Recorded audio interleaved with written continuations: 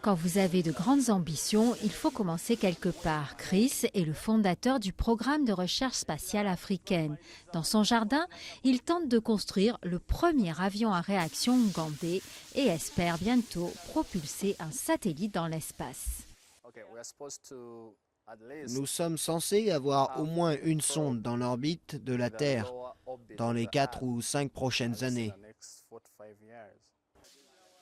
Le défi est de taille. Le moteur de ce prototype est encore à construire. Chris et son équipe mettent la touche finale à la carcasse. Il faudrait désormais construire une nouvelle machine pour enfin réaliser leur rêve. Pourtant, ces bénévoles y croient. Comme nous mettons ce projet en place, j'espère bien être l'un des pilotes qui participent au vol. Jusqu'ici, le programme a reçu quelques 80 000 $ en dons privés. Mais les espoirs de l'équipe ont été dopés par une promesse officielle de soutien du gouvernement ougandais. Le président a parlé avec eux au téléphone et sur la base du rapport que je lui avais adressé, il a accepté de leur donner un certain soutien.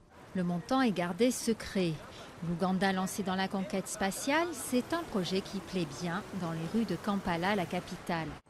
En ce moment, notre priorité est d'investir notre argent dans la construction de routes, la construction d'hôpitaux, parce que nous sommes très mauvais au niveau de la santé. Le spatial, c'est une très bonne idée, mais il nous faut encore un peu de temps pour investir notre argent dans ce projet. Je pense que la recherche spatiale est très importante parce que ce sera un formidable outil d'éducation pour notre population.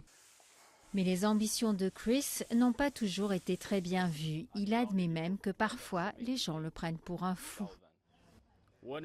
Quand notre travail sera terminé, quand notre projet sera fini, enfin l'accomplissement du projet parlera pour nous. Donc ce n'est pas vraiment un problème qu'on me traite de dingue.